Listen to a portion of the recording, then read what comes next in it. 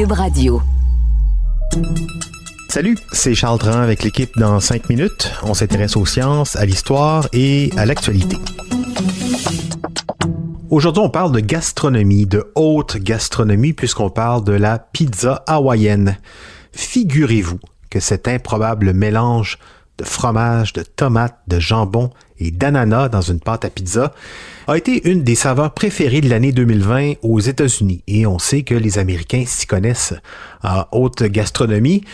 En tout cas, ça c'est si on croit les chiffres de l'application de livraison de repas Grubhub qui a enregistré une hausse des commandes de pizza hawaïenne de 689% en 2020. Un chiffre totalement délirant, autour de ce plat qui déchaîne vraisemblablement les passions, que ce soit des passions amoureuses ou le dégoût.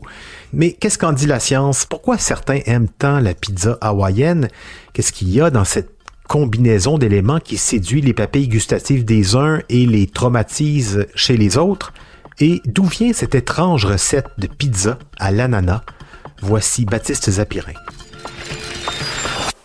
C'est un secret pour pas grand monde que la pizza hawaïenne n'a pas été inventée à Hawaï. Son invention est attribuée, et qu'est-ce qu'on en est fier, à un Canadien. Un Ontarien très exactement, venu de Grèce, Sam Panopoulos, un homme né le 20 août 1934, dans le petit village de Vourvoura, en Grèce donc. Il immigre au Canada à 20 ans, et à 28 ans, en 1962, il se demande comment faire parler de son restaurant satellite à Chatham. Pour se démarquer, il teste plein de choses avec ses frères et tombe à un moment donné sur des cannes de tranches d'ananas. Il mélange ça avec du jambon pour rire. Et, incroyable, c'est le succès immédiat. Certains l'aiment par goût, d'autres par curiosité, et d'autres encore parlent de cette pizza pour exprimer leur horreur de la chose. Mais tout le monde en parlait, et en parle encore. Il faut dire qu'à l'époque, la culture tiki, donc polynésienne, hawaïenne, la culture tiki donc devenait populaire en Amérique du Nord, importée à grand renfort de campagnes publicitaires américaines, qui misaient sur l'exotisme, la plage paradisiaque, les fruits tropicaux, les beaux mâles et les danseuses dévêtues.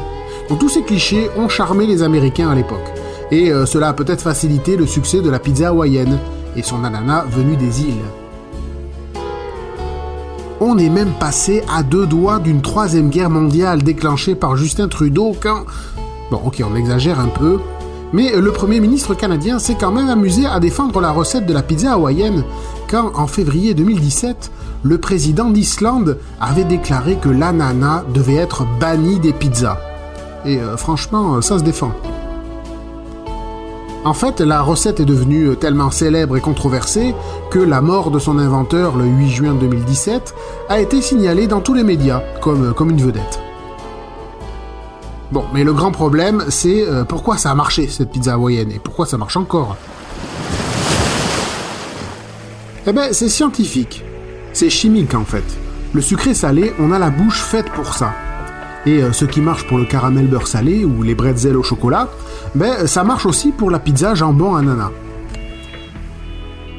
Alors comment ça marche justement? Ben, il faut savoir que notre bouche est farcie de papilles gustatives, certaines sensibles au goût sucré, d'autres au goût salé, amer, acide ou encore umami. Bon, sur ces papilles gustatives, il y a des transporteurs qui en gros captent les molécules de nourriture et transfèrent le tout jusqu'aux neurones. Et au final, notre cerveau interprète ces molécules pour déterminer le goût, pour dire « Ok, alors ça c'est le goût de chocolat et j'aime ça ». Eh bien, parmi ces transporteurs qui véhiculent les molécules de nourriture, il y a ce qu'on appelle les SGLT1. Alors eux, ils ne transportent le sucre seulement en cas de présence de sel, de sodium. En 2011, une équipe de recherche américaine a constaté que ces transporteurs étaient présents dans la bouche, donc pas seulement dans l'intestin comme on le croyait. Et donc, évidemment, dans la bouche, c'est susceptible de nous rendre très sensibles au sucré salé. Une pointe de sel dans l'aliment sucré, et le transporteur envoie le tout au cerveau. Bref, une pizza à l'ananas, ça ferait sans doute rien de spécial, seulement à l'ananas, mais ce petit rush de sel apporté par le jambon, ça réveille ces transporteurs, et le cerveau s'emballe. Mais alors, à l'inverse, on pourrait se demander pourquoi la moitié de la planète n'aime pas le sucré salé en général, ou la pizza hawaïenne en particulier. Alors quand on dit moitié de la planète, c'est façon de parler, hein. Bon, la première raison, il faut le dire, hein, c'est que l'ananas sur du jambon, ça n'a aucun bon sens. Même son inventeur avait testé ça pour faire une joke. La deuxième raison, c'est la génétique, qui fait qu'on n'a pas tous les mêmes goûts. Nos papilles gustatives ont des sensibilités différentes. On est aussi plus ou moins sensible à certaines textures quand on mâche avec nos dents.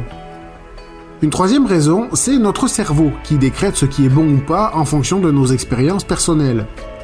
Par exemple, si vous tombez malade un soir où vous mangez des huîtres, votre cerveau va associer les huîtres à la maladie et vous risquez d'en être dégoûté, même si au final les huîtres n'avaient pas causé la maladie. Moi par exemple, ça m'est arrivé après avoir mangé une pizza hawaïenne, malade toute la nuit. Mais faut être sérieux, je suis sûr que c'était vraiment à cause de l'ananas. Bon, Baptiste qui affiche ses couleurs dans son aversion pour la pizza hawaïenne. D'autres ne jurent que par elle. Les acteurs Dwayne Johnson ou Jeff Goldblum ont déjà témoigné sur la pizza hawaïenne en faveur de cette pizza. C'est un plat clivant. Moi, j'avoue que je ne comprends pas vraiment ce mélange. Le sucré-salé, oui, sans problème. Hein. Il y a plein de plats qui me viennent en tête. Mais jambon et ananas et tomates en plus, pour moi aussi, c'est non. Invention canadienne ou pas, tant qu'à ça, pourquoi pas bacon banane. Merci Baptiste Zapirin et bon appétit. C'était en 5 minutes.